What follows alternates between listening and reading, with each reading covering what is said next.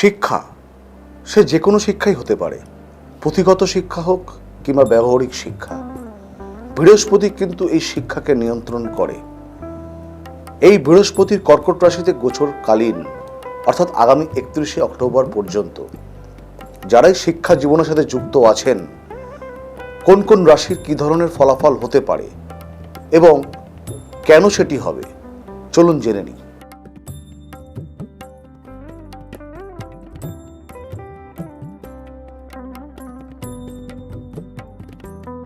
নমস্কার, আমি কৃষ্ণ ভারতী।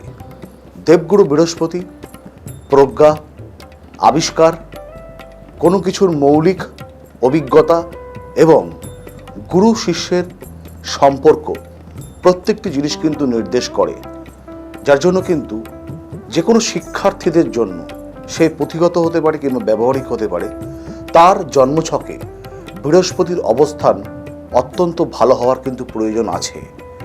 এবং প্রত্যেকটি মুহূর্তে বলি, একটি ছাত্র কিংবা ছাত্রী তার জন্মছকে 1, 4, 5 এই কম্বিনেশন অর্থাৎ চতুর্থ ভাব শিক্ষা ভাব এবং পঞ্চম ভাব উচ্চ শিক্ষার ভাব, এই দুটি ভাবের গ্রহ অর্থাৎ অধিপতিকারক গ্রহ যদি জন্মকালীন কোনো অবস্থায় যদি নেতিবাচক থাকে, যদি বলহীন হয়, তবে কিন্তু সে সকল ছাত্রছাত্রী কখনো কিন্তু শিক্ষাক্ষেত্রে প্রসার ঘটাতে পারে না। এবং লগ্ন অর্থাৎ লগ্ন হচ্ছে একটি 360 ডিগ্রি ঘরের মস্তিষ্ক। লগ্ন যদি খারাপ থাকে কারো, অর্থাৎ লগ্নের অধিপতি কারক গ্রহ, সেটা বুধ হতে পারে, বৃহস্পতি হতে পারে, শনি হতে পারে, রবিও হতে পারে, তাহলে কিন্তু শিক্ষা জীবনে কিন্তু ব্যাঘাত, অর্থাৎ কোন পথে গেলে কোন শিক্ষা কিংবা কোন বৃত্তি নির্বাচন করলে আমি আমার জীবনের পেশাগত সফলতা পাবো, সেটা কিন্তু নির্বাচন করার প্রয়োজন রয়েছে। অর্থাৎ লগ্ন যেটা মস্তিষ্ক, যেখান থেকে আমরা অপারেটিং সিস্টেম সব নিয়ন্ত্রণ করি, সেই লগ্নকেও কিন্তু ভালো থাকতে হয়।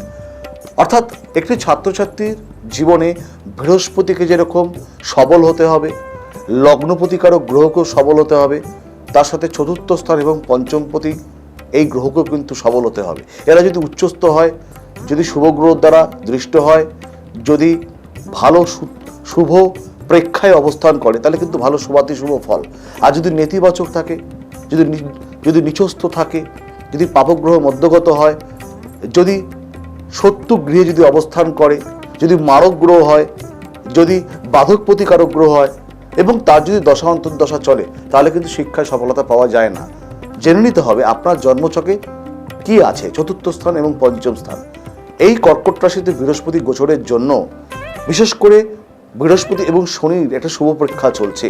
তাই কর্কট রাশি এবং মীন রাশির জাতক জাতিকা শিক্ষাক্ষেত্রে প্রভূত সফলতা, ভালো জায়গায় পড়বার সুযোগ, শিক্ষায় মান উন্নতি, ভালো ফলাফল, ভালো শিক্ষায় উত্তীর্ণ হওয়ার পরে ভালো একটি কর্ম জীবিকা পেশাগত সফলতা পেতে পারে। এবং বৃশ্চিক রাশির জাতক জাতিকা, যেখানে বৃহস্পতির একটি শুভ দৃষ্টি কিন্তু থাকছে, তাই কর্কট এবং বৃশ্চিক এবং মীন রাশির জাতক জাতিকা আগামী দিন শিক্ষা জীবন কিন্তু আপনাদের ভালো হতে চলেছে।